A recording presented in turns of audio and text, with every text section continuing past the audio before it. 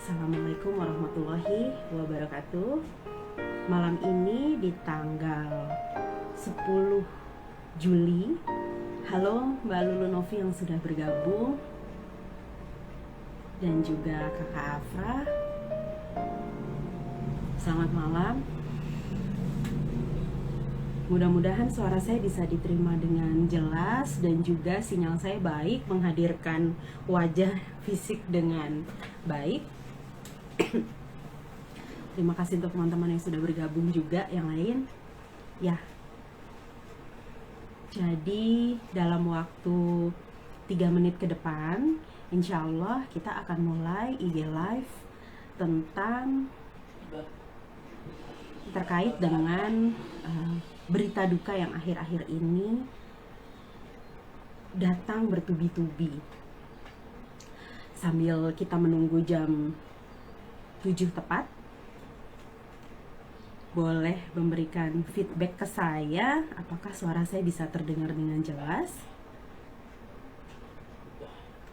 juga wajah saya bisa terlihat jelas, mudah-mudahan ya. Ya, hari ini ada yang menjadi yatim piatu, ada yang menjadi yatim, ada yang menjadi piatu. Hari ini ada yang neneknya meninggal, ada yang om dan tantenya berpulang, ada sahabat, kerabat, tetangga yang diambil nyawanya oleh Allah Subhanahu wa Ta'ala. Berita duka silih berganti. Berita sakit tambah parah, saturasi oksigen yang menurun, tidak mendapatkan rumah sakit, sepertinya sudah menjadi makanan sehari-hari kita akhir-akhir ini. Kematian seakan tidak asing lagi, begitu dekat. Ya, karena kita sekarang sudah mendengar kematian terlalu banyak, terlalu sering, hanya melalui tulisan saja, lewat WhatsApp, telepon, atau story seseorang, sehingga kita tidak lagi melihat nasahnya, tidak mensolatkannya, apalagi menghadiri penguburannya. Bahkan tidak sedikit yang tidak tahu di mana dan di sebelah mana kuburnya. Lalu, apa yang harus dilakukan agar bersiap? Bagaimana merawat duka agar tidak membebani jiwa? Bagaimana sebagai support system dapat memberi dukungan yang tepat dan memberdayakan?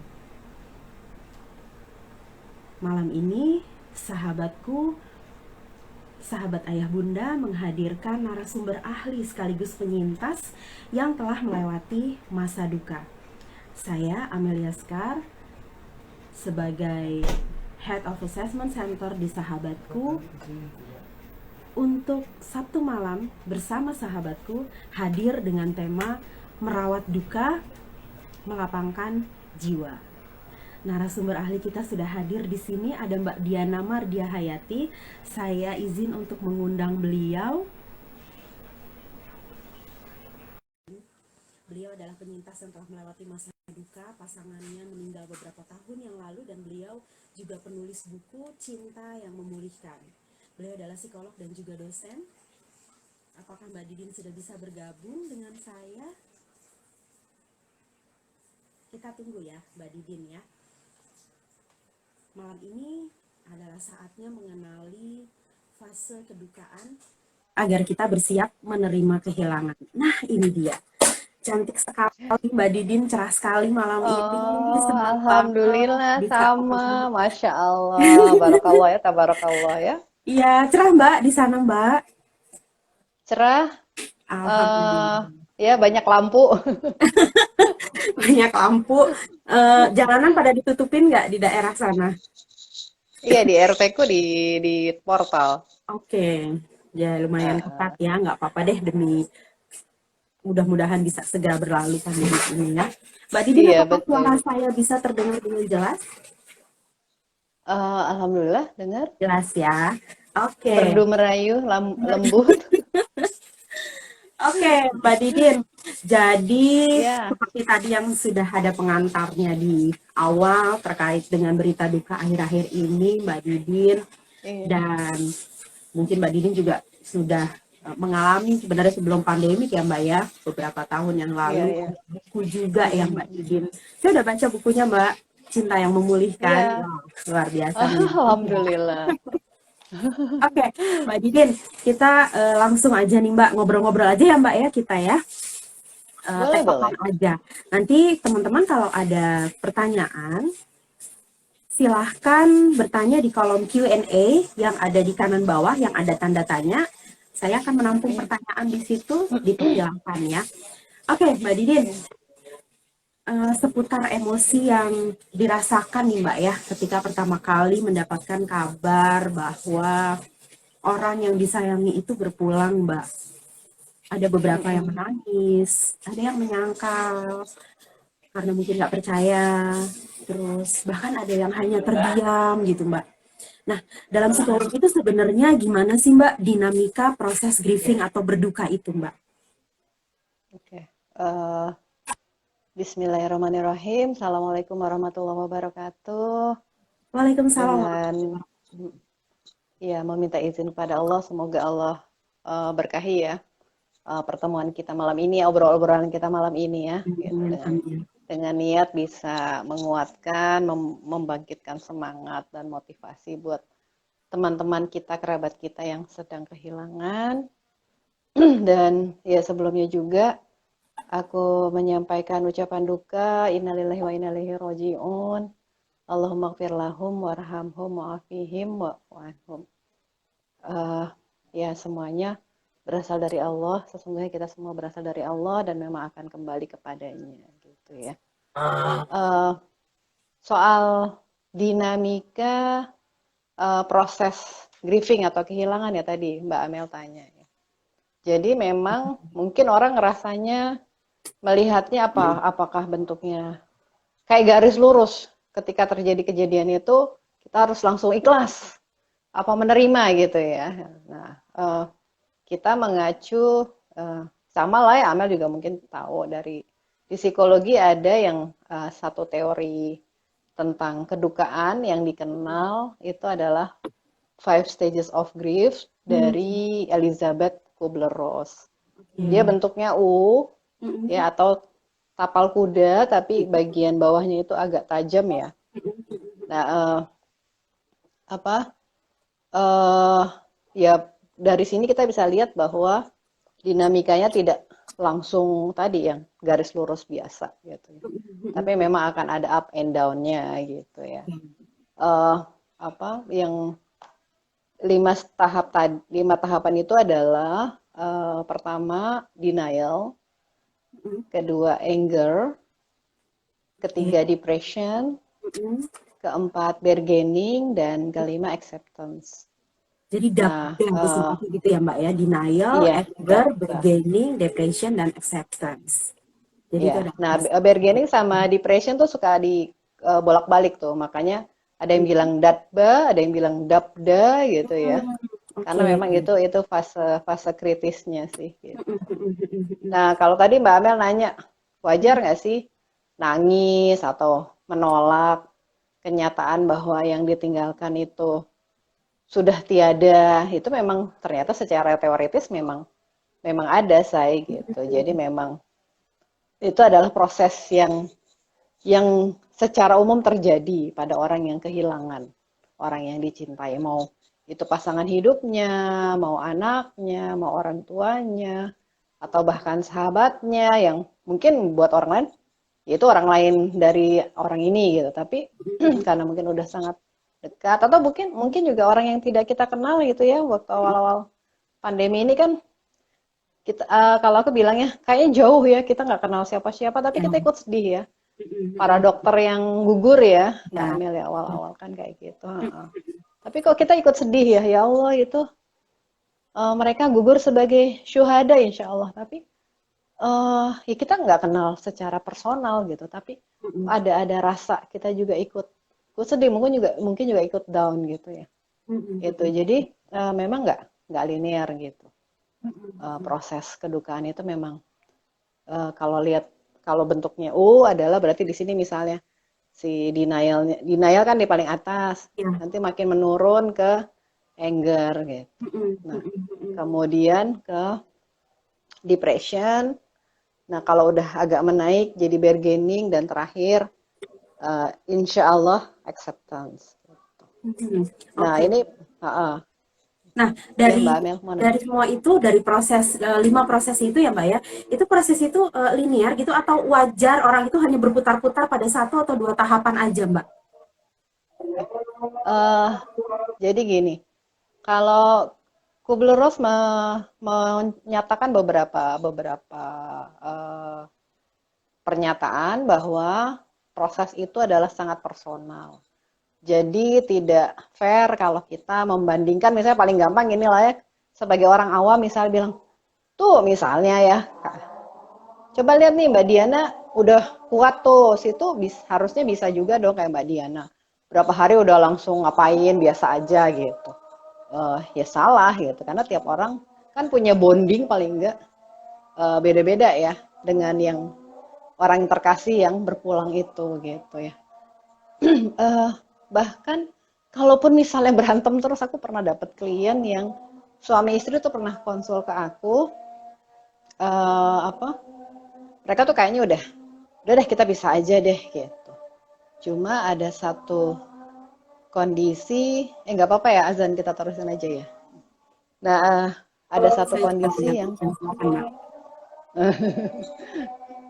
suaminya tuh kena sakit jantung. Nah, istrinya ragu meninggalkan suaminya dengan kondisi itu, takutnya malah lebih down kalau ditinggal, mereka berpisah. Nah, akhirnya ya mereka memilih bertahan dengan situasi yang sama sekali tidak ideal lah ya, dengan friksi-friksi di antara mereka gitu ya, untuk urusan pendidikan anak lah, keuangan keluarga lah, maksudnya banyak sekali masalah turutannya gitu ya. Cuma itu ya qadarullah belakangan aku dengar suaminya wafat di Rumah Sakit Harapan kita, kena serangan jantung, tidak bisa diselamatkan.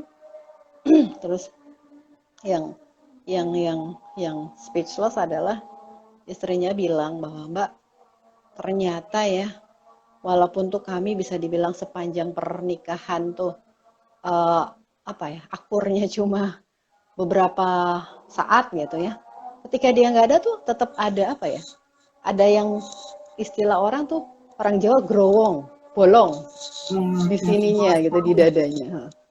Iya, dan itu ternyata kata Kubler-Ross memang itu. Ada lubang di hati kita, dan itu memang istilahnya kita akan grieve forever gitu.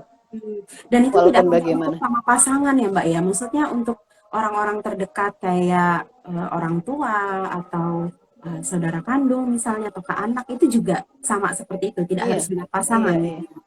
Iya, ada beberapa kasus justru kehilangan anak jauh lebih ngedown ya. Kalau teori di psikologi kan kehilangan pasangan stresnya paling tinggi ya, Amel ya, mungkin masih ingat ya kuliah dulu ya, tingkat stresnya 100.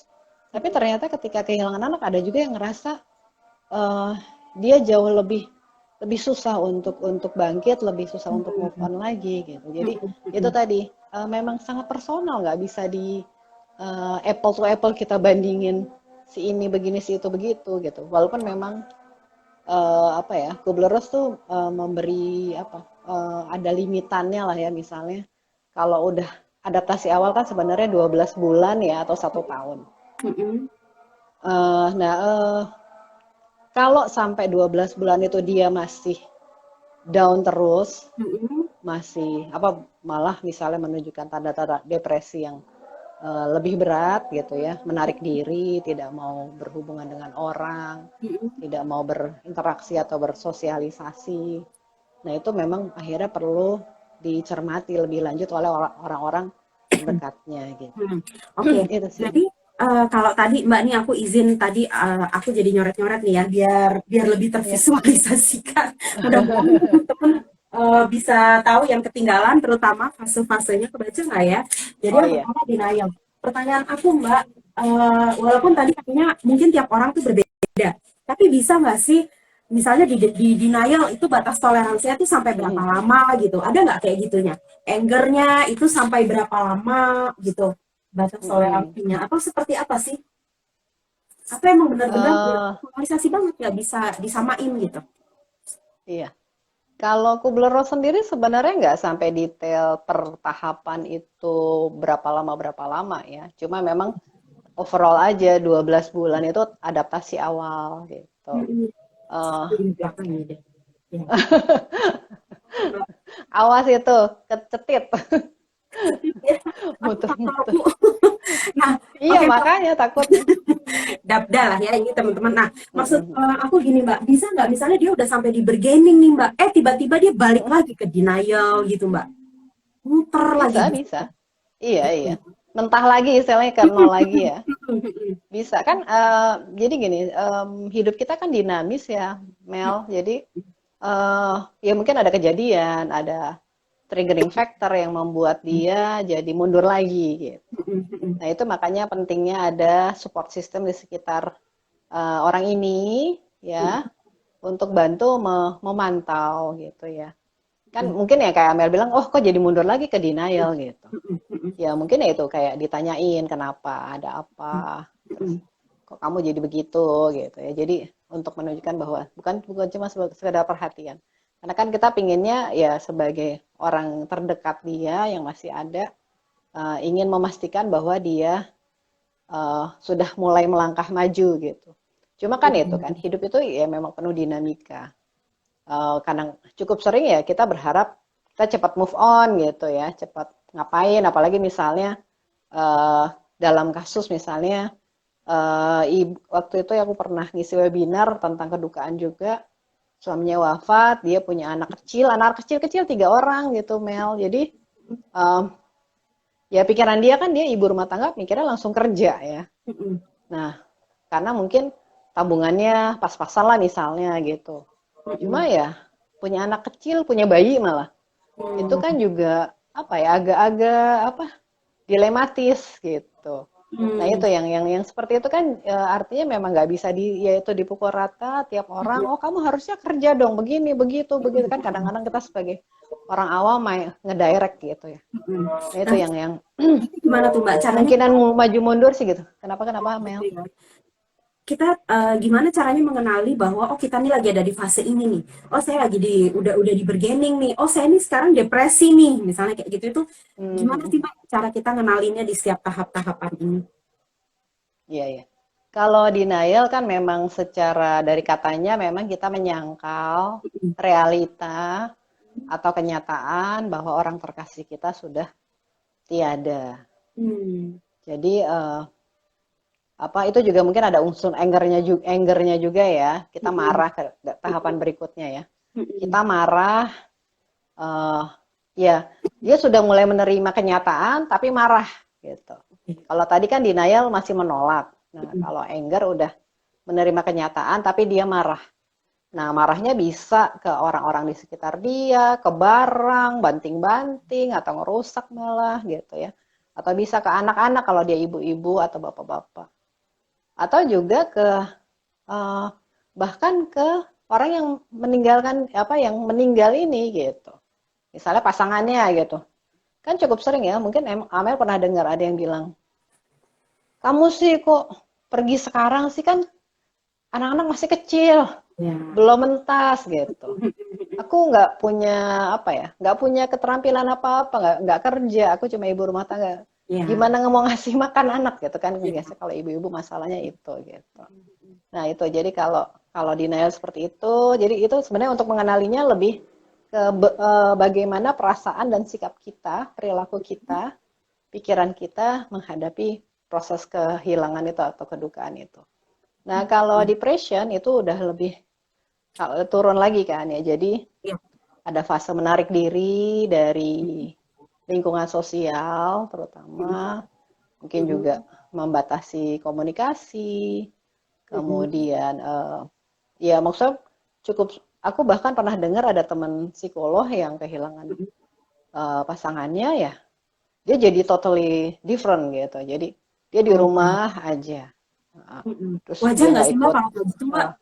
Dimana orang itu ada di titik dia tuh berbeda gitu daripada yang sebelumnya, yang tadinya rame tiba-tiba diam, yang tadinya produktif gitu kerja tapi terus tiba-tiba dia benar-benar cuma Hmm, mengurung diri aja. Wajar nggak sih Mbak kayak gitu? iya. Jadi memang kalau untuk depresi sih limitnya sekitar 2 pekan ke 1 bulan ya, gitu. Hmm. Nah kalau misalnya udah lewat dari itu 2 pekan lah ya sebenarnya, kalau 1 bulan kan udah cukup lama ya.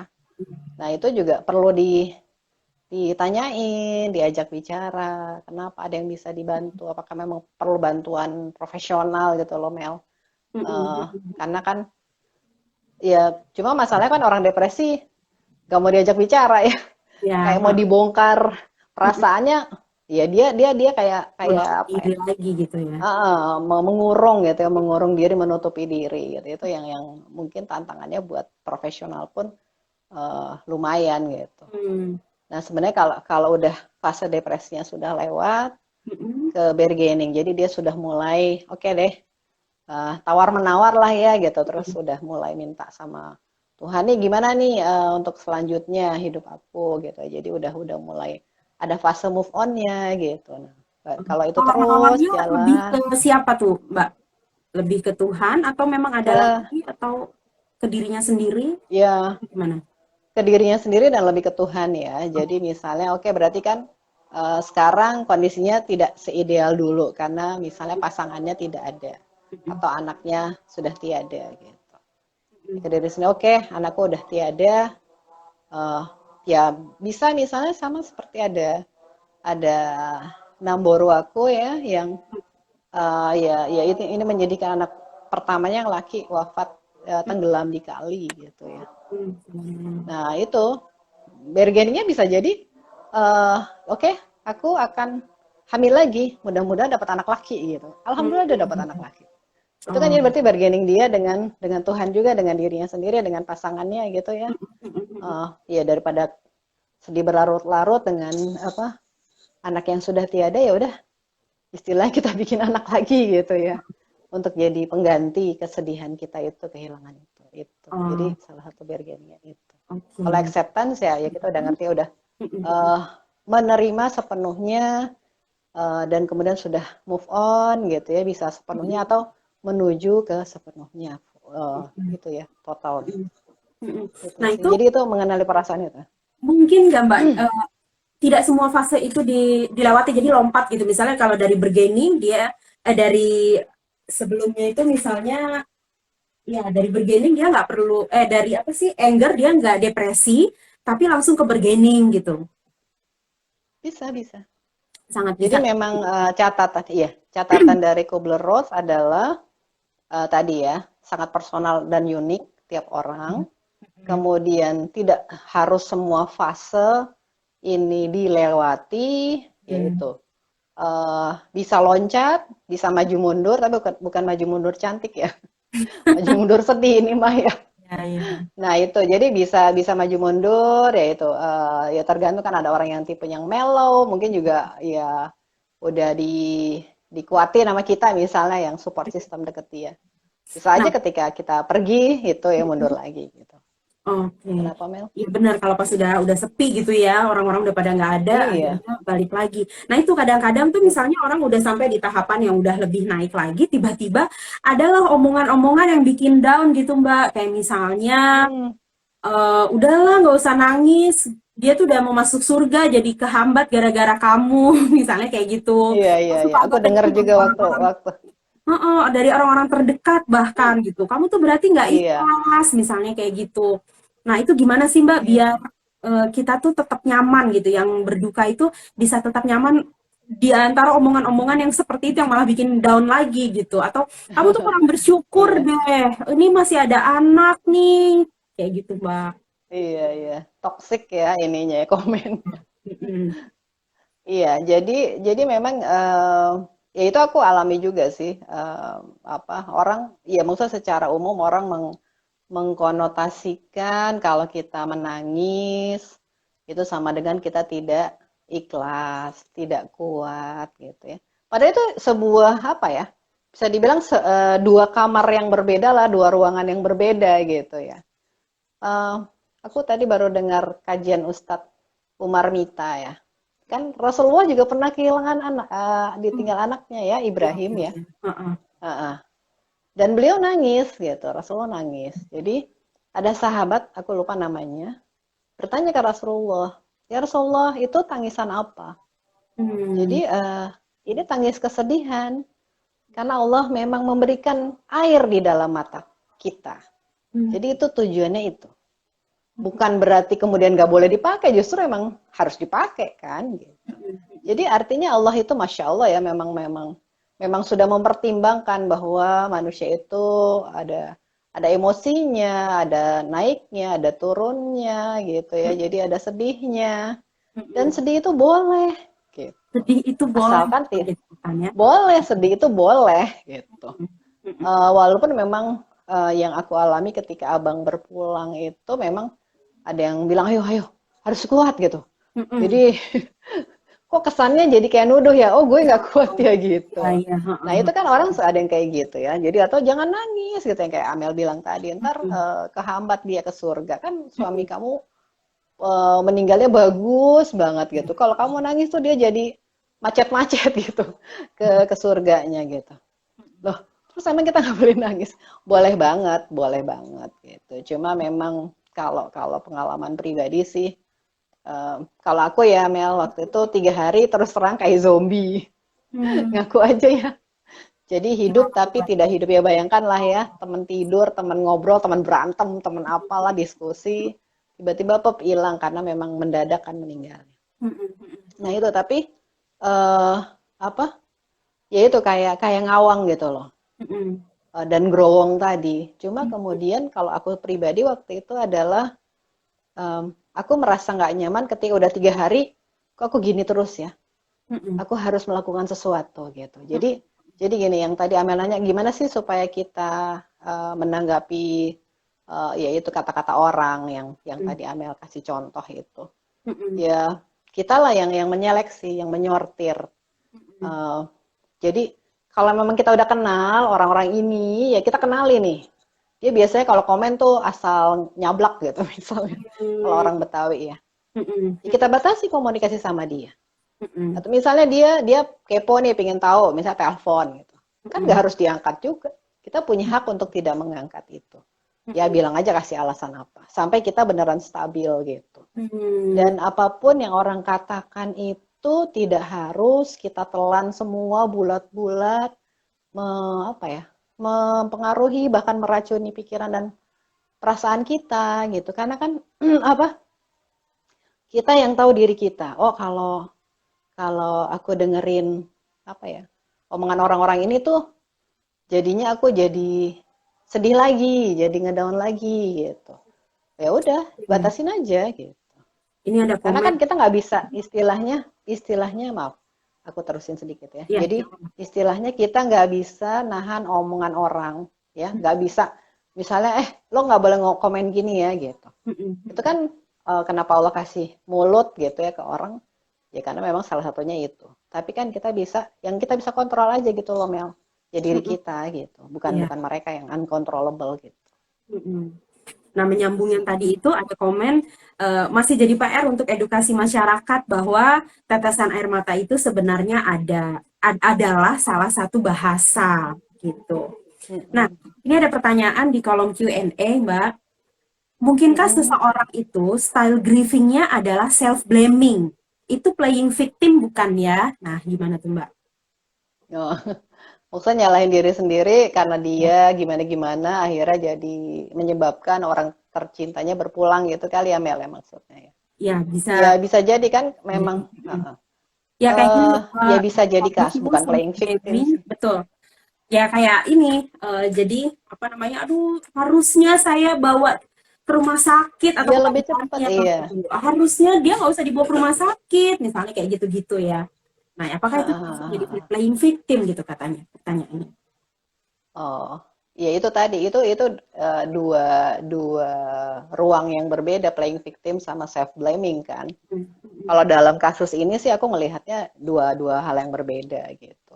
Jadi ya mungkin kalau self blaming mungkin terjadi aja karena kan memang misalnya biasanya kan karena kasus anak atau pasangan atau orang tua gitu ya yang karena satu hal kita terlambat bawa ke rumah sakit, atau kayak Amel bilang harusnya kayak dibawa ke rumah sakit karena ternyata misalnya di rumah sakit penanganannya malah buruk, malah membuat orang terkasihnya malah wafat gitu ya. Tapi ya itu bisa aja terjadi seperti itu, makanya kemudian itu biasanya kalau self blaming akhirnya jadi dia marah, tapi lebih ke marah ke diri sendiri sih, bukan ke orang lain gitu ya. Itu jadi tapi bukan playing victim sih. Kalau playing victims kan membuat situasi seolah-olah dia adalah korban kan, bukan pelaku. Malah kalau self blaming kan dia menunjuk dirinya sebagai pelaku. Itu hal yang berbeda sih. Oke, kemudian pertanyaan lagi nih Mbak, kapan sih dinyatakan reaksi dukanya itu sudah berlebihan? Karena nggak semua orang punya awareness ini sehingga kadung depresi berat, gitu Mbak. Oh iya. Ya itu tadi yang kalau patokannya atau standarnya dari Kubler-Ross kan adaptasi awal 12 bulan, masa pemulihan itu antara 3 sampai 5 tahun. Itu bisa jadi patokan sih ya buat teman-teman yang menyimak obrolan kita malam ini seperti itu. Nah, cuma memang kalau depresi ya memang perlu diawasi lebih intens ya, karena kan ada perilaku, sikap, pikiran yang memang berbeda banget dengan yang biasanya kan ya Mel ya. Kalau biasanya misalnya dia ceria, tiba-tiba jadi menarik diri, berkurung saja di rumah gitu. Itu kan juga perlu perhatian, perlu diajak bicara atau diintervensi lebih lanjut lah gitu. Oke. Nah menyambung yang tadi itu, jadi self blaming itu merupakan bentuk anger ya Mbak? Gimana? Iya, betul. Iya, Masuk jadi ya. dia nggak bisa marah ke siapapun kayaknya ya kalau lihat gambarannya kan ya. Jadi dia akhirnya marahnya sama diri sendiri karena ya terlambat, karena ini, karena itu. Jadi dia marahin ke diri sendiri karena ya itu kayaknya nggak mungkin juga dia marahin ke yang wafat karena kan mungkin lagi tidak berdaya gitu ya dalam hal ini gitu ya dia melihatnya. Ya aku yang berdaya tapi kok aku salah penanganan gitu, salah salah treatment gitu misalnya. Jadi akhirnya malah mengakibatkan dia berpulang misalnya seperti itu. Oke. Nah kemudian sebagai support system nih Mbak, mungkin sebagai pendamping orang yang sedang berduka, apa sih yang bisa dilakukan agar tidak salah dalam memberikan dukungan gitu? Maksudnya sih ngasih dukungan gitu, udah ikhlasin aja, udah kamu harus sabar atau apa tadi kata Mbak ini, Mbak Didin, kamu harus kuat ya. Nah kayak gitu-gitu, kamu harus kuat. Nah gitu-gitu tuh. Gimana nih sebagai maksudnya itu sebenarnya baik tapi ternyata itu salah ya, atau bahkan cerita tentang dirinya, kalau waktu itu sih ya orang tua saya meninggal malah jadi ya curhat gitu. Nah gimana Iya, tuh Mbak sebagai support itu seharusnya memberikan iya. dukungan? Ya. Kalau tadi kan udah denger tuh menyimak kata contoh-contoh Amel yang salah respon ya, itu berarti kan memang jadi warning kita untuk tidak mengulang kesalahan yang sama gitu ya. Ya apa? Cukup sering sekedar bertanya tentang kabar gitu ya, itu juga sudah cukup menunjukkan bahwa kita punya perhatian. Jadi kita sempatkan waktu untuk menyapa ya. Atau kalau mau kirim-kirim kue atau kirim masakan, karena kan mungkin belum fokus ya untuk masak, atau mungkin ya bisa misalnya kalau dia yang fase depresi awal kan mungkin nggak mau makan lagi atau kehilangan nafsu makan gitu ya Mel ya, mungkin kita bisa kirimin itu. Biasanya kan kalau kayak gitu-gitu jadi membuka pintu komunikasi ya, jadi ngobrolnya jadi enak gitu. Ya paling nanya kabar aja, gimana kamu gini, gimana perasaan kamu, ngapain aja kemarin atau hari ini di rumah rencananya mau ngapain. Kayak kemarin aku pernah ada tetangga yang baru kehilangan suaminya sekitar 1,5 bulan. Ya orang kan udah mulai ngedirect dia ya tuh kasih komen-komen yang ngawur gitu ya. Terus terserah aku dong, aku mau ngapain, aku mau duduk-duduk aja nggak ngapa-ngapain. Dia suka itu juga patchwork, jadi jahit-jahit juga Mel gitu sama seperti aku. Tapi dia bilang aku lagi nggak mood Mbak gitu. Oh ya udah. Jadi kalau di situ aku belajar sih, aku juga terus belajar karena ya kadang-kadang kalau kita psikolog itu kita jadi hati-hati banget ya Ini psikolog jangan sampai salah komen nih. Apa bedanya Iya. sama orang awam ya Mel ya? Nah Mm-mm. itu jadi ketika dia ya mungkin aku ngelihatnya agak defense gitu ya tapi ya oh ya udahlah ya itu kan hidup dia kita cuma bantu ngingetin dan ya itu kalau dia udah seperti itu aku nggak maksa oh yaudah aku ngobrol biasa lagi dia cerita panjang ya kalau dia mau curhat silakan kalau kecuali emang dia bertanya ya ke kita ini Mm-mm. gimana ya kok aku masih sedih terus gitu aku masih tadinya aku udah semangat misalnya kayak ada klienku yang suaminya wafat karena COVID, dia Mm-mm. bilang habis ketemu aku, eh habis ngobrol lah ya lewat konsul online itu semangat banget, tapi habis itu kok ngedown lagi gitu. Nah, Mm-mm. kenapa ya Budi? Iya, kan masih baru berapa lama sih Mbak? Aku bilang gitu. Berapa lama sih? Kan memang baru gitu. Aku bilang gitu. Ya kembali ke teori tadi ya 12 bulan. Mm-mm. Ya aku bisa bilang 12 bulan itu kayak roller coaster emang. Mm. Jadi bukannya nggak boleh optimis ya, tapi memang masih up and down banget. Jadi karena memang akan banyak sekali kejadian-kejadian yang memantik rasa sedih, mungkin juga putus asa, mungkin ya emosi-emosi negatif yang lainnya gitu loh Mel. Nah, kalau tadi misalnya dibilang itu kan toxic positivity gitu ya. Sebenarnya Heeh. apa sih Mbak bahayanya gitu? Mungkin di sini kan banyak yang awam juga ya. Emang kenapa Heeh. sih salahnya apa kalau kita memberikan kata-kata yang kamu harus kuat gitu, kamu nggak boleh nangis di depan anak-anak kamu gitu. Memang salahnya di mana gitu Mbak? Bagi orang yang berduka itu efeknya tuh dampaknya nanti akan seperti apa? Itu jadi kayak mungkin kalau kayak sekolah kayak kelas akselerasi tapi yang dipaksakan. Mungkin Oh, dia harusnya kelas reguler gitu ya, maksudnya dia masih up and down. mm-mm, Tapi komen-komen yang toxic positivity tadi itu membuat dia harus memaksa dia harus lebih cepat gitu. Kan yang mm, tahu dirinya ya dia sendiri gitu ya. Paling oke. ya mungkin perlu kayak dijembreng atau dijabarkan apa yang bisa aku bantu gitu. Kalau kamu masih sedih apa gitu ya. Ya itu sebenarnya tawaran-tawaran bantuan itu yang bisa material atau maksudnya bantuan dana atau bantuan yang non materi gitu ya yang itu tadi Mm-mm, menyempatkan diri untuk curhat apa untuk ngobrol gitu ya.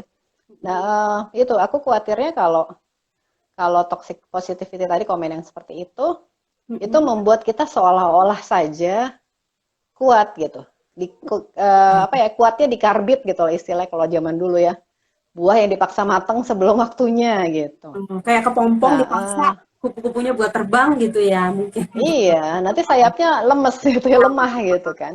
Oke. Heeh, nah itu yang aku takutnya itu gitu. Itu yang negatifnya tuh itu karena ya yang ya mungkin memang yang mendekati dia ya kayak memang perlu perlu dari teman-teman dekatnya yang lebih kenal dia plus minusnya gimana gitu ya. Jadi kita bisa approach-nya seperti apa gitu Oke. sih. Nah, kemudian ini ada Mm-mm. beberapa pertanyaan. Nah, Mbak Risnawati, kalau mau bertanya silakan ya Mbak. Waalaikumsalam nih tadi katanya Assalamualaikum boleh izin bertanya. Silakan langsung aja bertanya. Ini ada pertanyaan nih Mbak. Apa yang harus kita lakukan di tengah kesedihan atas banyaknya berita duka di sekitar kita yang membuat kita merasa sedih atau gloomy Mbak? Jadi mungkin Oh, tidak secara gloomy. langsung merasakan kehilangan orang-orang terdekat, tapi setiap hari yang tadi di awal tuh saya bilang ada aja berita duka Iya. di IG, story lah, di WhatsApp, telepon lah. Heeh, Nah itu gimana tuh? iya. eh iya, memang kayak aku baca tulisan bagus dari Mbak Wina Risman ya, psikolog ya, di FB. Ini memang ujian banget buat kita ya, ujian yang kadarnya luar biasa ya, nggak biasa banget gitu. Ya. Ya mungkin orang yang bilang, lah kan orang, ya misalnya kalau kasarnya, orang kan mati tiap hari. Iya, cuma sekarang kayak lebih sering gitu kan. Dan di mana-mana kayak Amel bilang gitu.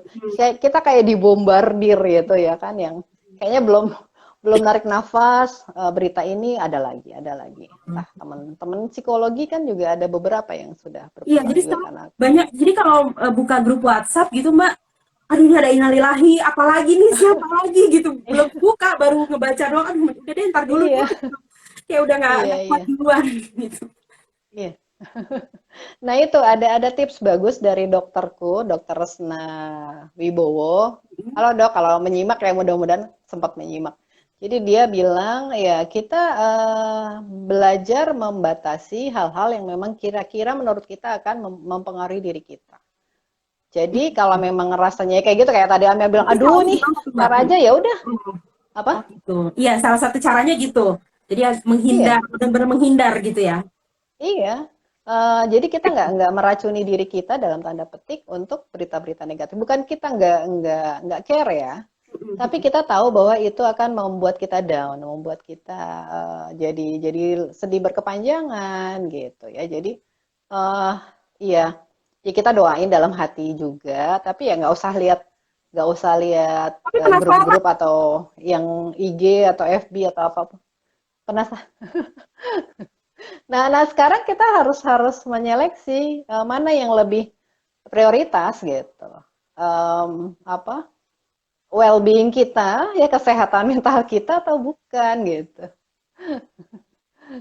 Didin mohon maaf. Oh, iya, Ya, Assalamualaikum. tiba-tiba bermasalah. Waalaikumsalam. Sekarang gimana, Mbak? Cukup Udah, baik kah? udah cantik Oke. lagi. Alhamdulillah, saya tadi sempat copy paste untungnya, jadi saya nggak langsung mengakhiri, jadi saya ada beberapa pertanyaan lagi, cuma tadi sepertinya Mbak Didin lagi menjawab pertanyaan terkait dengan berita duka akhir-akhir ini, terus Mbak Didin mau kasih tips, nah sampai situ tuh saya terputus. Oh, heeh. Iya, Tipsnya iya, apa tuh iya. Mbak? Mm-mm. Iya, kalau kalau Dokter Resna tadi ada beberapa tips dari beberapa orang ya. Eh, apa? Kalau Dokter Resna, dokter itu dokter internis aku, dia bilang ya batasi, kita seleksi berita berita-berita itu. Kalau memang akan menurunkan imun kita, ya karena kita jadi sedih, kita jadi mellow, gloomy gitu ya nggak usah dibaca gitu. Kan juga yang wali kota Bogor ya, Arya Bima juga waktu dia terkonfirmasi COVID kan dia nggak buka-buka grup WA. Artinya itu emang kita tahu well-being kita di mana gitu, kesehatan mental kita ya. Kalau emang itu membuat kita jadi ngedrop ya udah nggak usah dulu sementara gitu ya sampai stabil gitu. Yang Oke, baik. kedua, yang kedua itu tadi eh ya nonton yang lucu-lucu. Bukan kita nggak Nonton apa kita ya. gitu ya Mbak, kita kan lucu ya. Iya, Mbak Amel tuh kan lucu orangnya, banyak gerak-gerak. Oke, nonton yang Ya lucu-lucu. nonton yang Baik. lucu gitu. Jadi yang makan yang ya itu sama yang menaikkan imun juga makan yang kita suka gitu. Nggak Hmm. harus makan yang kalau di rumah aja makannya harus sehat. Tapi kok kayak kesannya Mm-mm. misalnya kita nggak suka sayur gitu ya. Ah, Terus harus makan sayurnya satu mangkok besar gitu. Wah, itu kan jadi siksaan, jadi kita malah ngedown. Itu ya makan yang mm. kita suka, tapi tetap berusaha ke arah gizi berimbang gitu. Ya. Dokter aku bilangnya Dalam gitu. dalam situasi seperti ini dulu lah ya seenggaknya Iya. gitu. Situasi apa Nah, ya kalau banyak banget iya. dukanya. Nah, kalau tambahan dari Kang Asep tuh juga bagus dulu. Aku pernah menyimak apa semacam webinar dia ya. COVID itu dilawan dengan COVID gitu ya. Apa tuh? Jadi singkatan tuh COVID-nya Kang Asep. Mm-mm. C-nya ada calm yourself. Jadi tenangkan dirimu gitu ya. Eh, Mm-mm. apa misalnya kayak yang tadi yang kalau kalau tadi kan yang Mbak Amel ya aku bilang ya nggak usah buka grup gitu ya. Ada Ah, ah. tetangga sini yang memang sedang isoman dan yang merasa cemas gitu, dia left grup dulu gitu. Karena dia tahu Hmm. bahwa kalau dia ada di situ orang akan pasti ujung-ujungnya akan ngomongin COVID juga gitu kan. Mungkin ada yang nambah lagi isoman atau ada yang gimana, ada yang begini begitu gitu. Ketika kita Yang nggak bisa kedua, mengendalikan orang lain dan iya, lingkungan, kita kendaliin diri kita sendiri iya aja ya. betul. Jadi karena Ya, kan capek ya, kita jangan ini dong marah kita jadi nanti sama orang kan gitu. oke. Nah itu Nah, yang Mbak, ini yang mohon kenapa izin kenapa? dalam waktu 15 menit terakhir nih ada beberapa pertanyaan yang cukup banyak Oke. nih. Sekarang kalau kondisinya suami ditinggal istri wafat, Mbak, apakah wajar jika harus menangis sementara dalam masyarakat dan norma lingkungan laki-laki itu harus tegar? Oh, tegar itu berarti sama dengan dimaknai tidak boleh nangis ya. Mungkin harus Ya, mungkin seperti itu. mungkin harus dicek dulu matanya ada airnya juga nggak kayak kita yang perempuan. Kalau memang ada, berarti Allah juga punya tujuan itu kan ya itu tadi kembali Rasulullah aja nangis kok anaknya wafat gitu Hmm. ya. Waktu Khadijah wafat juga nangis itu tuh kan bisa dibilang tahun kesedihan ya. Jadi boleh banget bapak-bapak nangis gitu. Karena kan ya itu tadi Mm-mm. kan bondingnya, yang tahu suka dukanya, mereka hubungan mereka selama menikah itu kan ya mereka berdua gitu ya. Mau berantem berantem seperti apa gitu, tapi kan ya itu udah terbentuk hubungan yang intens gitu kan. Jadi ya Mm-mm. wajar lah kalau nangis gitu. Mm-mm. Justru kalau nggak nangis bahaya gitu loh Mel, karena bisa jadi efek tunda, nanti jadi malah ujung-ujungnya bisa depresi, tahu-taunya udah langsung agak agak apa serius gitu ya. Kalau nangis mah sekarang nggak apa-apa. Makanya kan Allah ya bisa ada 3 hari gitu ya. Yang kalau orang bilang tahlilan gitu ya. Itu ya Ya, 3 hari dipuas-puasin tuh sedihnya gitu. Paling mm-mm. enggak gitu. Oke. Itu sih.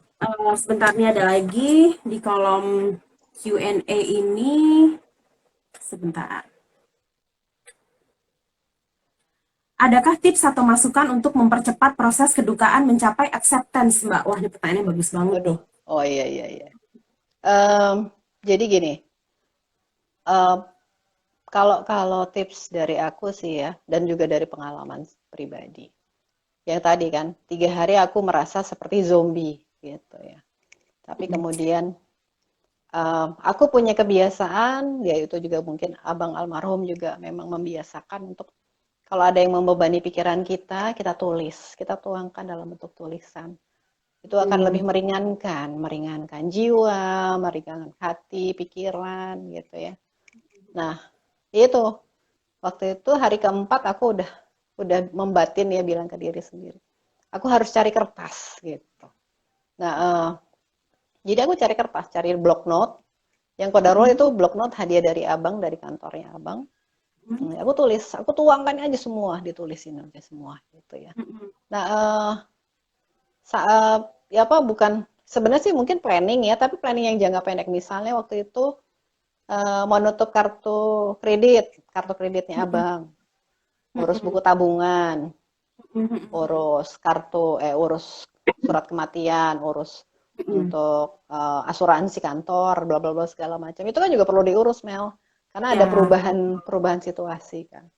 Nah, itu yang aku rasakan itu jadi satu kita coba tuangkan dalam kalau buat buat aku ya, tuangkan dalam bentuk tulisan supaya nggak terus jadi beban di pikiran kita. Jadi kan lebih lebih lapang, lebih lega hatinya, di kepala juga lebih ringan gitu ya. Oke, kita memang berduka. Yang kalau kata Kubler-Ross, kita akan berduka selamanya gitu. Kita nggak akan jadi pribadi yang sama lagi dengan sebelum ada kejadian ini. Kita tidak akan Walaupun menjadi kita, pribadi yang sama ya. iya, iya, Wah, nggak, kita akan grieving gitu. forever istilahnya gitu. Ya Hmm, mungkin kita akan lebih kuat kelihatannya, tapi memang tetap ada sisi-sisi rapuh kita ya sebagai pribadi yang memang sudah ditinggalkan orang tercinta, siapapun itu gitu ya. Nah, kalau memang mau lebih mempercepat acceptance ya itu tadi dituangkan, kemudian kan uh, berproses ya, aku bilang berproses untuk menuju ikhlas, menuju kuat, itu nggak bukan 1 2 hari Mel, itu tadi kan up and down, ya. hari ini kayaknya udah ikhlas, besoknya nah, mungkin orang bilang kok udah ikhlas nangis gitu ya, itu berproses ya itu tadi. Dan aku bilangnya ke diri sendiri kan, karena tahu teorinya ya tadi 3 sampai 5 tahun untuk pulih gitu. Aku malah bilang gini, oh kalau aku masih nangis aku masih punya jatah dong ya. Pokoknya mentok-mentoknya 5 tahun.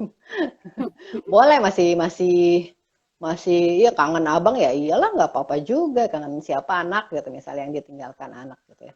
Nah Ya. itu sama yang kedua menyadari bahwa kita masih dikasih hidup ya berarti Allah itu masih ngasih kita PR-PR tugas di dunia yang memang belum selesai. Kan kalau orang sudah wafat itu berarti tugasnya termasuk rizkinya udah selesai kan ya. Ya. Ya, jadi kita punya berusaha membangun sudut pandang dan emosi yang positif ketika menghadapi kedukaan ini. Jadi kalau aku masih dikasih hidup, misalnya kita pun misalnya kena ya kayak Amel kan lagi isoman nih, Ya. sembuh gitu ya. Berarti emang Allah masih ya tugas aku belum selesai nih, masih banyak Ya. banyak PR Betul. gitu. Nah, insya Allah kan kita masih punya hari ini dan insya Allah hari esok. Nah, kita apa yang bisa kita lakukan sebaik mungkin gitu. Ya kan misalnya kita punya anak-anak gitu ya. misalnya anak kita yang berpulang tapi mungkin ada anak-anak yang lain, berarti kan kita masih punya PR ngurusin anak-anak yang ini. Oke, Atau misalnya harapan orang gitu tuh, ya, ya Mbak ya. iya, jadi Pasti oh kita. iya, ngomongin harapan jadi inget, eh, ada apa, ini dari HIMSI ya, HIMSI pusat soal Mm-mm. tabah. Jadi Oke. ketika kita menghadapi situasi grieving itu, satu kita belajar menerima, kedua Mm-mm. mengakui perasaan-perasaan kita apapun itu tadi, misalnya ada denial, ada anger, ada depresi, akui Mm-mm. aja.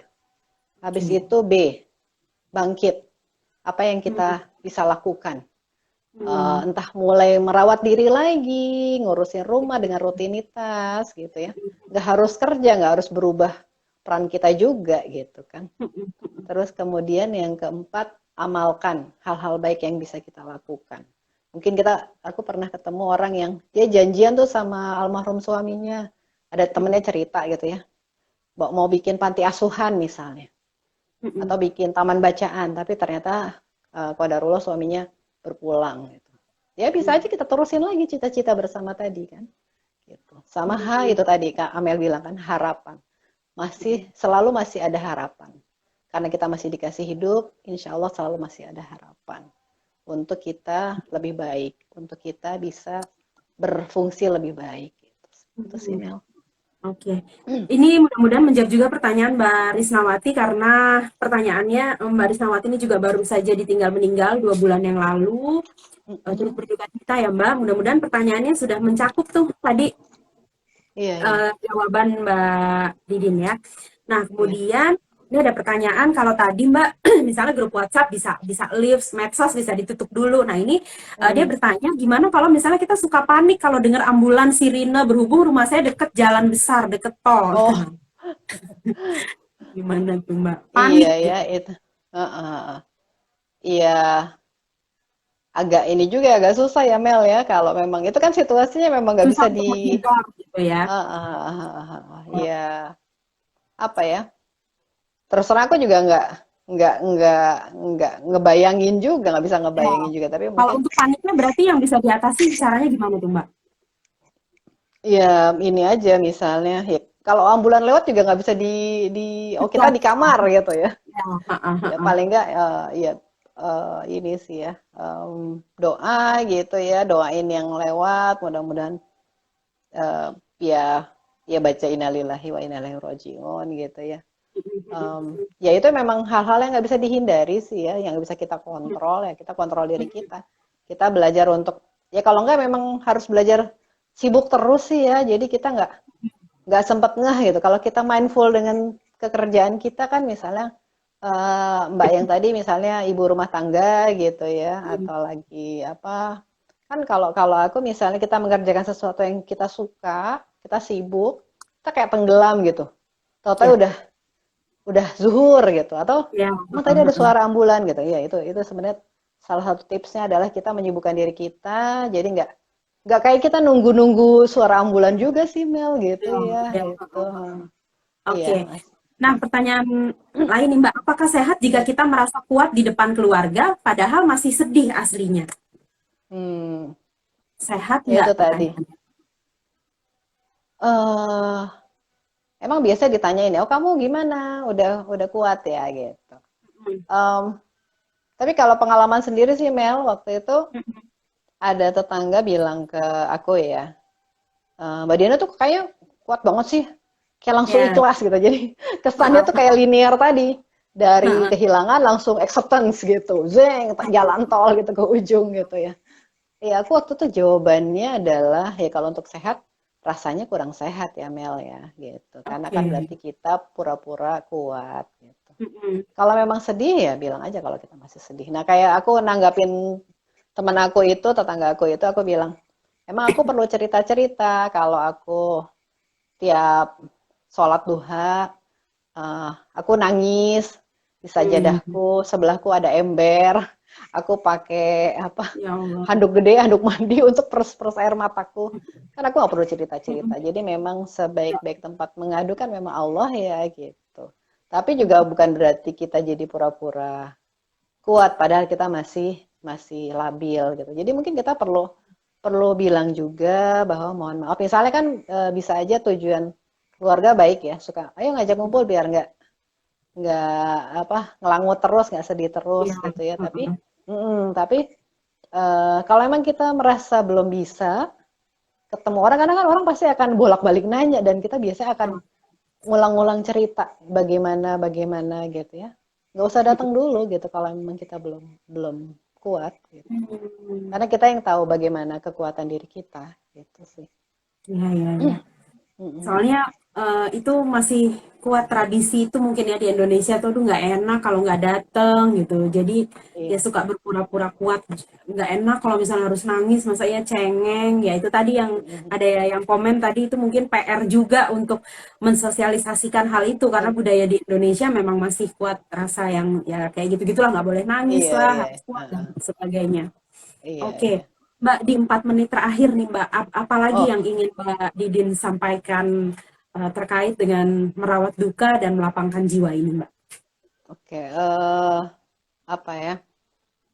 Kita em, dari kasus pandemi wabah ini, di mana banyak sekali korban jiwa ya yang wafat, baik yang kita kenal maupun tidak, itu sebenarnya kalau aku pribadi melihatnya itu makin menyadarkan diri kita bahwa kita beneran nggak berdaya itu tanpa Allah ya, gitu. Nggak Mm-mm. punya daya apa-apa gitu.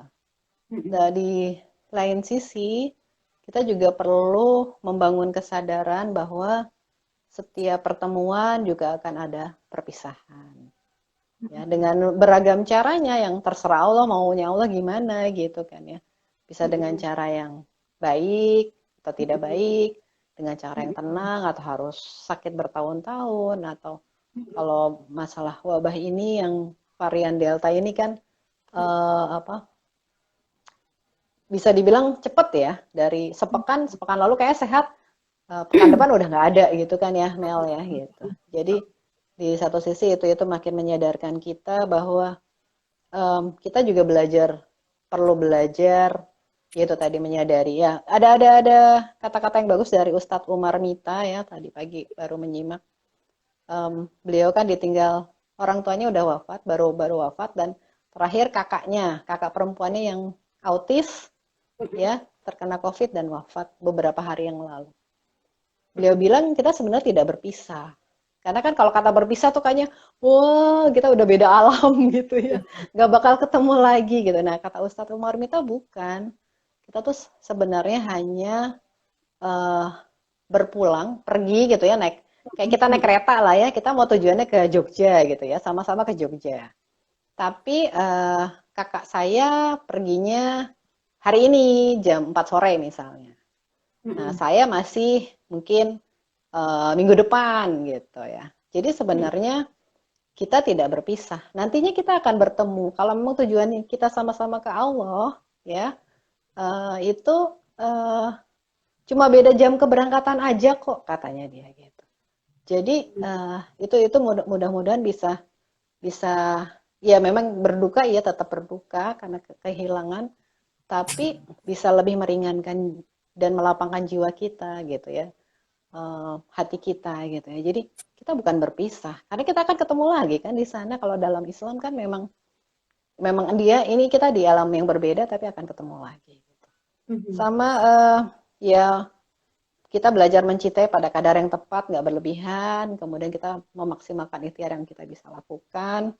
Sama ya itu tadi sama kita menyadari bahwa walaupun kita sayang sama orang yang kita cintai ini, Allah itu jauh lebih sayang. Dan siapa sih yang berani mengakui bahwa kita jauh lebih sayang dari Allah gitu ya? Allah lebih sayang dari kita gitu. Jadi itu mudah-mudahan jadi bisa lebih membuka membuka pikiran kita. Sama yaitu yang kalau ini aku bisa kutip dari uh, Terelie ya, yang aku masukin di dalam buku ya. Aku bacain ya Mbak Amel ya. Silahkan, Mbak. Daun yang jatuh tak pernah membenci angin. Dia membiarkan dirinya jatuh begitu saja. Tak melawan, mengikhlaskan semuanya. Bahwa hidup harus menerima penerimaan yang indah. Bahwa hidup harus mengerti pengertian yang benar. bahwa hidup harus memahami pemahaman yang tulus. Tak peduli lewat apa, penerimaan, pengertian, pemahaman itu datang. Tak masalah, meski lewat kejadian sedih dan menyakitkan. Ini dari novel Terelie, Daun yang Jatuh Tak Pernah Membenci Angin. Itu indah sekali ya, karena memang kan bahkan selembar daun kering pun gugur itu dengan sepengetahuan Allah gitu. Apalagi makhluknya yang bernama manusia yang diwafatkan itu Allah juga tahu gitu. Ya itu tadi.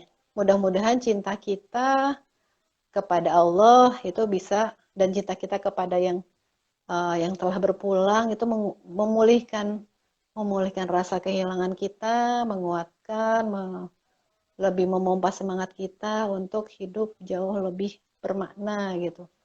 Ya, jadi mudah-mudahan itu sih. Aku berharap itu. Nih nggak bisa ngomong lagi, gimana dong menutup acaranya? Satu pertanyaan dulu deh, ini agak mengalihkan sedikit ya. Ini tercekat banget. Mbak, kalau sedih ditahan sampai merasa dada, merasa sakit, bagaimana mengatasinya? Ini udah pertanyaan terakhir ya, teman-teman. Iya, iya. Nangis aja. Udah nangis ini, Mbak. Iya. Untuk merasa tercekat itu nggak apa-apa gitu, ditangisin aja. Sakitnya ya, itu justru dikeluarin. ditahan gitu ya. Iya, jangan ditahan karena jadi sakit kan di dadanya. Di sini kan suka jadi malah nggak bisa nafas ya di kerongkongannya ya. Barusan, untung tabung oksigen di sebelah saya, Mbak. Masih ada. Ya Allah. Iya, semangat sehat ya Mel. Amin. Iya, ya berusaha dikeluarin aja. Karena itu biasanya pengalaman pribadi sih. Ya jadi beban di dada, di hati kita gitu ya, di pikiran kita, karena kita berusaha menahan. Itu tadi berusaha kuat gitu, padahal mungkin kita belum bisa gitu. Jadi keluarin aja, dikeluarin dengan berbagai cara gitu ya, tadi nangis yang simple, atau apa ya waktu itu ya bisa dituliskan gitu kalau memang kita hobi menulis ya. Tapi juga kalau ya aku warning juga kalau emang gak suka nulis misalnya nulis buku gitu ya, orang bilang masa aku harus nulis buku untuk biar nggak sedih. Ya enggak, kamu sukanya hobinya apa? Aku pernah dapat lucu deh, dapat klien di asrama mahasiswa UI itu, dia kalau stres dia masak. Jadi masak yang banyak terus habis itu dia bingung. Terus aku bilang, kalau saya nggak apa-apa ya. Beres rumah tiba-tiba beres bersih. Gitu. Nah, betul, jadi sulap ya tim. Jadi berarti nanti tahu-tahu wow kinclong banget rumahnya gitu ya. Aku lakukan Mel waktu hari kedua abang nggak ada. Jadi aku punya sahabatku ini bilang kalau lagi sedih kerja bakti kata dia, beresin rumah kata dia gitu. Ya ampun, ya daripada nangis kata dia ya, atau mau nangis sambil kerja silakan aja kata dia. Dan ternyata aku lakukan beneran ketika hari kan abang wafat Kamis malam ya. Itu aku ingat Sabtu pagi, orang kan masih ada di rumah, masih pada nginep. Itu aku beneran nggak aware mereka tidur di mana, makannya gimana. Aku beneran itu tadi aku kayak zombie banget deh, udah beneran egois banget deh. Kalau inget tuh aku jadi gimana gitu ya, merasa bersalah, tapi ya udahlah gitu. Terus, nah itu aku pingin nangis waktu itu, tapi kan ada orang di luar ya. Nanti mereka malah ngerubungin aku gitu. Jadi akhirnya yang aku lakukan adalah aku ke kamar mandi karena emang belum mandi. Aku ngosek lantai kamar mandi, Mel. Jadi dikosek gitu, sampai baknya juga dikosek-kosek gitu ya. Terus aku nyalain keran yang gede gitu, jadi nggak kedengeran sambil nangis gitu. Jadi ya ternyata pas keluar jadi lebih lega gitu. Ya. Lebih enak. Ya sama itu sih ya itu cara awal sih ya. Sama ya cari kesibukan, jangan dibiarkan diri kita berlarut dalam kesedihan. Kita suka apa gitu.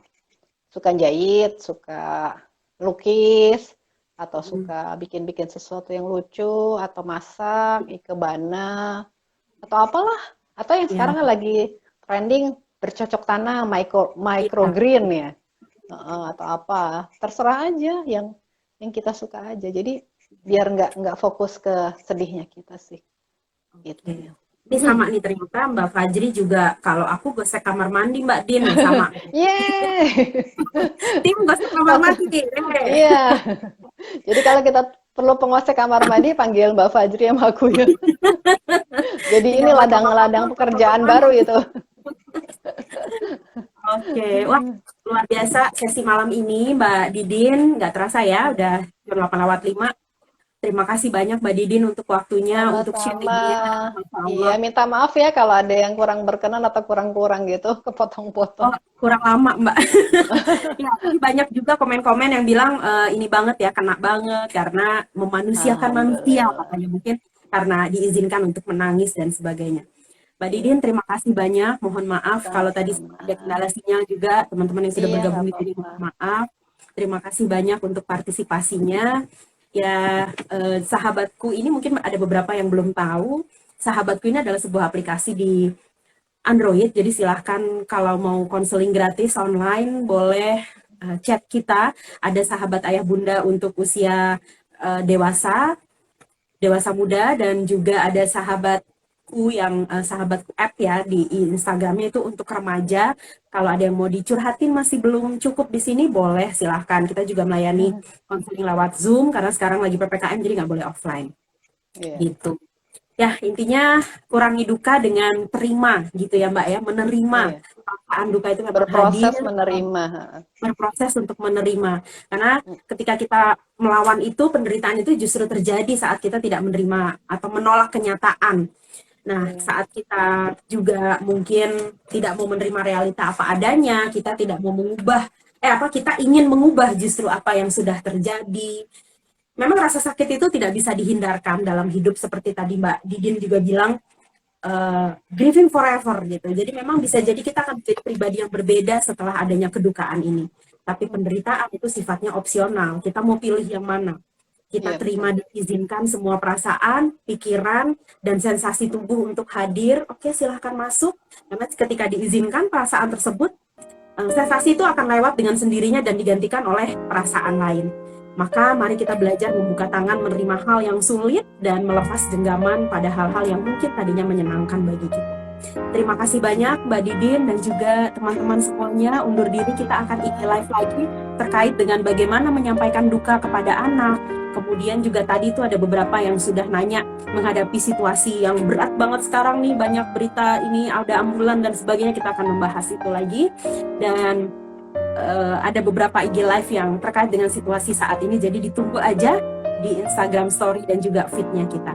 Terima kasih, selamat malam. Saya Amelia Skar undur diri. Mbak Didin, terima kasih. Wassalamualaikum warahmatullahi Sama-sama. Iya. wabarakatuh. Waalaikumsalam warahmatullahi wabarakatuh. Maaf lahir batin. Maaf lahir batin juga Mbak Didin. Iya, makasih ya.